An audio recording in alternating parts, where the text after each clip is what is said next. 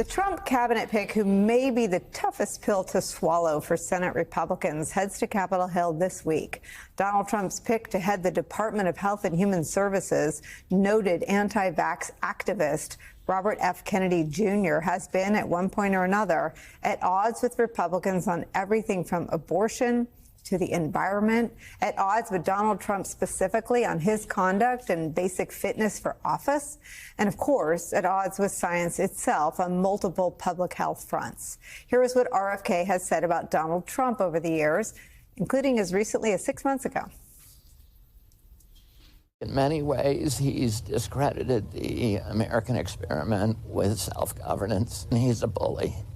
And, I don't like bullies. I think Donald Trump was a terrible president. He's not like Hitler. Hitler had like a plan. Hitler was interested in policy. He had an historical view. Let Donald Trump mull that. There's also RFK's own checkered past, allegations of sexual misconduct against him among them. The Wall Street Journal reported last month that he, quote, has been accused of sexual assault in the late 1990s by a woman who was willing to testify before the Senate. In July, RFK apologized to her, claiming he did not remember what happened. His accuser telling the Washington Post that RFK's apology was, quote, disingenuous and arrogant. All of this, the allegations of sexual misconduct, his stance on abortion, his one-time opposition to Trump, are important questions for the senators to ask. But the biggest flashpoint for RFK's confirmation prospects remains concerns over what RFK will do with one of the cornerstones of public health, and that is vaccine programs. Here's what Donald Trump had to say today about his HHS nominee and about reporting that one of RFK's allies is petitioning to end approval of the polio vaccine. Nothing's going to happen very quickly. I think you're going to find that Bobby he's a very rational guy. I found him to be very rational. No, nothing, you're not going to lose the polio vaccine. That's not going to happen. I saw what happened with the polio. I have friends that were very much affected by that. I have friends from many years ago, and they have, obviously, they're still in not such good shape because of it. And many people died. And the moment they took that vaccine, it ended. Dr. Jonas Salk did a great job, so I don't anticipate that at all. But we're going to look into finding why is the autism rate so much higher than it was 20, 25, 30 years ago. I mean, it's 100 times higher. There's something wrong, and we're going to try finding that. We will repeat every time. There is no evidence tying vaccines to autism. Joining our conversation, Politico national correspondent, MSNBC contributor Betsy Woodruff Swan is here, plus MSNBC columnist, author of the newsletter To the Contrary, Charlie Sykes is here, and Basil's still with us. Betsy, we were on the air Friday when the polio story had broken earlier in the day, and by the time we got off the air, Mitch McConnell had responded and criticized and condemned RFK Jr.'s position on the polio vaccine. Your sense, sort of analytically and in terms of your reporting, on how aware Senate Republicans are of the specifics of how aggressively RFK has pushed against approvals and requirements for vaccines like the polio vaccine?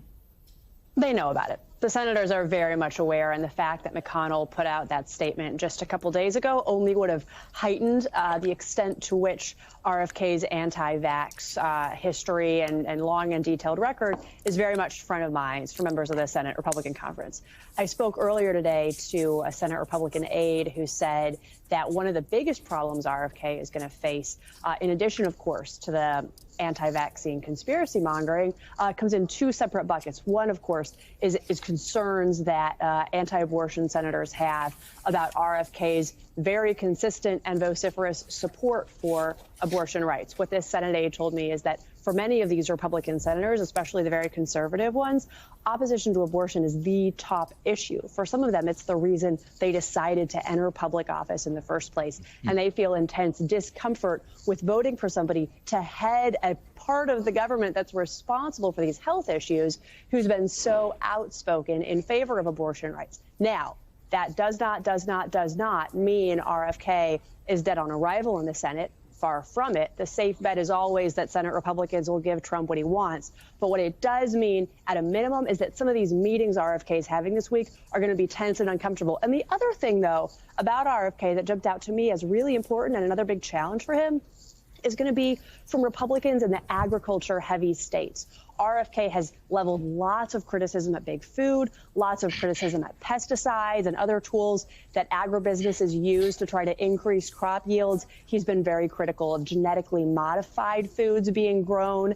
And for farmers in these ag states, yeah, they worry about Trump being mad at them, but they really, really, really worry about the Farm Bureau being mad at them. It's core to the economies of many of these states. So for some of these senators going back home, making the case against RFK would be slightly easier if they decide to vote no, because they'll be able to point to economic agribusiness interests in their home state. Again, I have to emphasize the safe money is always on Senate Republicans doing what Trump wants, but RFK definitely is in a more complex and challenging situation than many of Trump's other cabinet nominees.